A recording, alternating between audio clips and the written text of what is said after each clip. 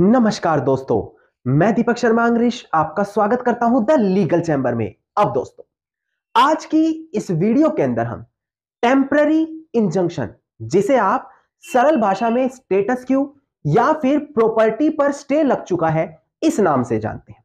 अब दोस्तों, हम सभी लोगों को पता होगा कि अगर किसी विवादित संपत्ति पर रोकथाम लगानी होती है, चाहे उसे बेचने से रोका जाए, किसी प्रकार की कंस्ट्रक्शन करने से रोका जाए, किसी प्रकार की एक्टिविटी के लिए रोका जाए, तो कोर्ट के सामने एक टेम्पररी इंजंक्शन की एप्लीकेशन या पिटीशन फाइल की जाती है, जिसके तहत कोर्ट के सामने 3 एसेंशियल पॉइंट साबित करने पड़ते हैं। आफ्टर दैट कोर्ट या तो इंजंक्शन ग्रांट कराता है या फिर उसे डिनाइड कर देता है। अब दोस्तों, ऐसी कंडीशन में क्या होगा जब उसी प्रॉपर्टी पर ऑलरेडी कोर्ट के अंदर केस पेंडिंग है और टेम्पररी इंजंक्शन पाने के लिए एक नई सूट दाखिल कर दिया गया, एक नया केस दाखिल कर दिया गया। क्या यह चीज लीगली रूप से वैलिड है? क्या ऑलरेडी इससे पहले कोई केस फाइल किया गया था जो अभी भी अपील के तौर पर पेंडिंग है, मतलब कि पहले केस का निपटारा नहीं हुआ था, तो क्या ऐसी कंडीशन में दोबारा से वहां पर टेम्पररी इंजंक्शन फाइल किया जा सकता है? अब यह चीज साल 2023 की एक लेटेस्ट जजमेंट आई है, जहां पर साफ तरीके से क्लैरिफाई की गई थी। और यह चीज काफी ज्यादा देखने को भी मिलती है कि लोग पहले तो केस फाइल कर देते हैं, पर बाद में टेम्पररी इंजंक्शन का रिलीफ मांगते हैं। अब यहां पर आपके सभी सवालों का जवाब मैं आज की इस वीडियो में आगे देने वाला हूं। अब दोस्तों, अगर आप लोगों को हमारी ये वीडियोस अच्छी लगती हैं, अगर आप लोगों को हमारी तरफ से किए गए एफर्ट्स अच्छे लगते हैं, तो मेरा आप लोगों से अनुरोध है, वीडियो को आप लाइक जरूर कीजिएगा और साथ ही साथ अपना वैल्यूएबल कमेंट सेक्शन में जरूर लिखें। तो चलिए दोस्तों, अब आज की इस वीडियो को हम ज्यादा लंबा ना करते हुए आज की इस वीडियो को स्टार्ट करते हैं।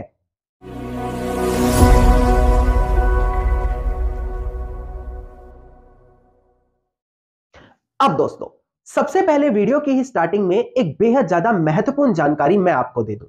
आज रात ठीक 9 बजे मैं यहां पर आप लोगों के लिए स्पेशली लाइव आने वाला हूं, जहां पर आप लोगों को कुछ बड़ी महत्वपूर्ण जजमेंट लाइव आकर मैं क्लैरिफाई करूंगा। अगर आप लोगों का लैंडमार्क जजमेंट या लेटेस्ट जजमेंट से रिलेटेड कोई भी क्वेश्चन है, आप लोग लाइव आकर डायरेक्टली मुझसे क्वेश्चन करना चाहते हैं, तो इसी वीडियो के डिस्क्रिप्शन में आप जाएं, वहां पर आपको दिखाई देगा आई एम लाइव नाउ। वहां पर आपको सामने दिखाई देगा एक वीडियो का लिंक, उस वीडियो पर क्लिक करें और ऊपर आपको नोटिफाई मी दिखाई देगा, जहां पर आपको दिखाई दे रहा होगा कि रात को 9 बजे मैं लाइव आने वाला हूं। तो ठीक रात 9 बजे आप वहां पर मेरे साथ कनेक्ट हो पाएंगे। अब दोस्तों, हम बढ़ते हैं अपनी आज की इस वीडियो की ओर। देखिए, सबसे पहले आपको जानना होगा कि टेम्पररी इंजंक्शन कानून के किस प्रोविजन के तहत दिया जाता है।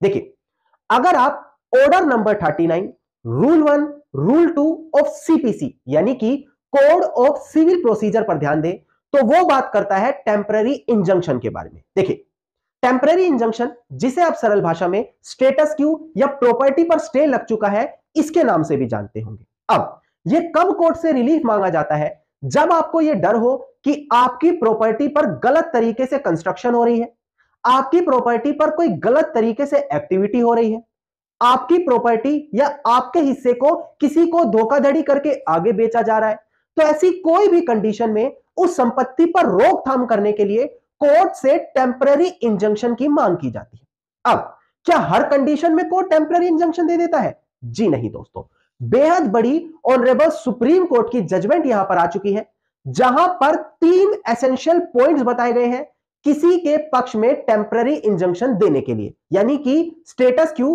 किसी पार्टी के पक्ष में देने के लिए। एक बार मैं डिस्प्ले पर दिखाकर आपको ये तीनों पॉइंट क्लियर कर दूं, ताकि आपको पता लग जाए कि किन किन कंडीशन में टेम्पररी इंजंक्शन एक पार्टी अपने पक्ष में पा सकती है। एक बार आप डिस्प्ले पर ध्यान दीजिएगा दोस्तों। केस टाइटल था हमारा यहां पर दलकत Kumar and another versus Prahlad Singh and other, साल 1991 की ये जजमेंट है। यहां पर 3 इंपॉर्टेंट पॉइंट बताए गए हैं: prima facie case, balance of convenience and irreparable loss. अब तीनों पॉइंट एक एक करके समझा। देखिए, प्राइमा फेसी केस का मतलब है कि कोर्ट के सामने जो केस आया है उसमें एटलीस्ट इतनी जान तो हो कि कोर्ट को लगे कि जो व्यक्ति कोर्ट से स्टेटस क्यू का या टेम्पररी इंजंक्शन का रिलीफ मांग रहा है, उसके पक्ष में कोई ना कोई कोर्ट का फेवर जाएगा जरूर, उसका कोई ना कोई प्रॉपर्टी पर अधिकार बनता है। प्राइमा फेसी केस ये चीज एस्टेब्लिश करना होता है। दूसरा पॉइंट आता है बैलेंस ऑफ कन्वीनियंस, यानी कि कोर्ट ये एग्जामिन करता है अगर यहां पर स्टेटस क्यू लगा दिया या टेम्पररी इंजंक्शन दे दिया या फिर अगर नहीं दिया तो दोनों पार्टी में किसका ज्यादा नुकसान होगा, देते समय या नहीं देते समय। इन दोनों कंडीशंस को बैलेंस करके देखना होगा। तीसरा आता है इररिपेरेबल लॉस, यानी कि जो लॉस होगा, जो नुकसान होगा, वो कभी भी पैसों की तुलना में रिपेयर नहीं हो सकता। उस प्रॉपर्टी पर ऐसी चीज हो सकती है जो कभी भी मॉनेटरी कंसीडरेशन, पैसों की तुलना में वापस नहीं लाई जा सकती।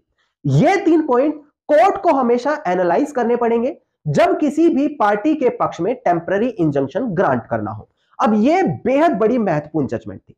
अब दोस्तों, इन पॉइंट्स को क्लियर होने के बाद हम बढ़ते हैं साल 2023 की लेटेस्ट जजमेंट के ऊपर।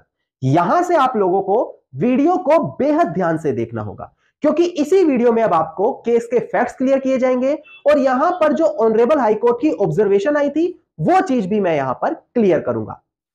अब दोस्तों एक बार डिस्प्ले पर आप ध्यान दीजिएगा, केस टाइटल आपको वहां पर साफ साफ दिखाई दे रहा होगा। केस टाइटल है हमारा Nanjamma and others versus Rajamma and others. इसका एमएफए नंबर देखिएगा 2172 ऑफ 2023 और डेट ऑफ ऑर्डर है 4/8/2023। यानी कि दोस्तों इसी साल की बड़ी महत्वपूर्ण जजमेंट मैं यहां पर आप लोगों के लिए लेकर आया। अब दोस्तों प्रेजेंट केस के पहले आप लोगों को फैक्ट पता होने अनिवार्य है कि केस हिस्ट्री क्या थी। उसके बाद जो यहां पर ऑनरेबल कर्नाटका हाई कोर्ट ने फैसला दिया वो चीज मैं यहां पर आपको क्लियर करूंगा। पर इतना चीज ध्यान दें कि अगर एक कोर्ट के सामने फैक्ट्स को छुपाता है, कोई व्यक्ति, कोई पार्टी कोर्ट के सामने सभी फैक्ट्स ओपन नहीं करती, गलत तरीके से फैक्ट्स को प्रेजेंट करती है, तो वहां पर कोई भी ऑर्डर अगर कोर्ट से लिया गया है तो वो वहां पर वॉइड ही माना जाएगा। और सेम चीज यहां पर पहले हो चुकी है। अब देखिएगा यहां पर दोस्तों, प्रेजेंट केस में पहले साल 2012 में ओनरशिप पाने के लिए, प्रॉपर्टी का मालिकाना हक पाने के लिए एक केस दाखिल किया गया था, जो पहले तो डिसमिस कर दिया गया। उसके बाद वो केस आज भी पेंडिंग पड़ा है ऑनरेबल हाई कोर्ट के सामने। अब जब वो केस ऑलरेडी पेंडिंग पड़ा है, इसी बीच यहां पर दूसरा केस दोबारा से फाइल किया गया है ट्रायल कोर्ट के सामने। किस चीज का? टेम्पररी इंजंक्शन पाने का, order 39 rule 1 and rule 2 of CPC. अब दोस्तों जब साल 2022 में यह केस दोबारा फाइल किया गया तो यहां पर जो प्लेंटिफ था, यानी कि जिसने यह केस दाखिल किया, उसने ट्रायल कोर्ट से कुछ बेहद बड़े महत्वपूर्ण फैक्ट छुपाए। उसका कहना है कि केस ऑलरेडी डिसमिस हो चुका है, जबकि इस समय केस ऑनरेबल हाई कोर्ट के सामने पेंडिंग था। उनको इस तरीके से फैक्ट्स को प्रेजेंट किया गया कि केस तो पहले ही डिसमिस हो चुका है, ये तो बेवजह लंबा खींचा जा रहा है। इसके अलावा यहां पर यह भी दिखाया गया कि जो पहले केस डाला गया था उसका कॉज ऑफ एक्शन, यानी कि एक्शन लेने के पीछे का कारण कुछ और था और यहां पर कॉज ऑफ एक्शन कुछ और है। प्रेजेंट केस में क्या हुआ दोस्तों, जो प्लेंटिफ है उसका कहना है कि प्रेजेंट केस में डिफेंडेंट को इस प्रॉपर्टी में इंटरफेरेंस करने से रोका जाए, उसको प्रॉपर्टी में घुसने से रोका जाए, क्योंकि प्लेंटिफ वहां पर कंस्ट्रक्शन की एक्टिविटीज कर रहा है जिसको डिफेंडेंट प्रॉपर्टी में बार बार घुस के उसे रोक देता है। जबकि जो साल 2012 में केस डाला गया था वो इसी डिफेंडेंट की तरफ से डाला गया था। उस डिफेंडेंट का कहना था कि मैं इस प्रॉपर्टी का ओनर हूं। अलग अलग फैक्ट्स दिखाकर यह कहा गया कि मुझे प्रॉपर्टी का ओनर घोषित किया जाए, जो पहले तो डिसमिस हो गया पर बाद में अभी वो केस ऑलरेडी पेंडिंग है। नाउ दोस्तों उसी चीज को देखते हुए मैंने जैसे कि अभी आपको बताया कि 2022 में दोबारा केस डाला गया, जहां पर यह चीज छुपाई गई, यह फैक्ट छुपाया गया कि स्टिल कोर्ट में केस पेंडिंग है और जो पहले कॉज ऑफ एक्शन था और अब कॉज ऑफ एक्शन है, ये टोटली डिफरेंट है। नाउ यहां पर ट्रायल कोर्ट ने प्लेंटिफ के पक्ष में स्टे दे दिया। अब यह मैटर आगे अपील होकर ऑनरेबल कर्नाटका हाई कोर्ट के सामने आया। ऑनरेबल कर्नाटका हाई कोर्ट के सामने यही क्वेश्चन अराइज हुआ कि ट्रायल कोर्ट के सामने देखा जाए तो जो प्रॉपर फैक्ट्स थे उनको तो छिपाया गया था, जबकि जो वहां पर केस डालने वाला था, जिसके पक्ष में इंजंक्शन आ गया था, जो प्लेंटिफ था, उसका कहना है कि भाई एक चीज अगर हम ध्यान दें तो 2012 वाला केस तो पहले डिसमिस हो चुका है, बाद में वो चाहे कितनी भी अपील डाल ले पर मेन केस तो डिसमिस हो गया।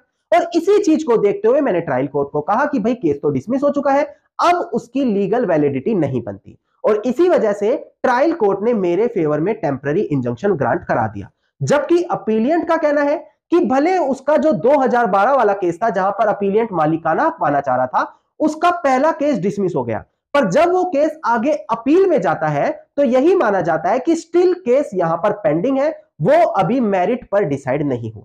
अब यही question honourable Karnataka high court के सामने आया, क्या ऐसी कंडीशन में जो ट्रायल कोर्ट ने टेम्पररी इंजंक्शन ग्रांट कराया है उसको लीगली रूप से वैलिड माना जाना चाहिए, या फिर अगर वो केस ऑलरेडी अभी ऑनरेबल हाई कोर्ट में पेंडिंग है और उस कंडीशन में दूसरा टेम्पररी इंजंक्शन का केस डालना लीगली रूप से नहीं वैलिड होता।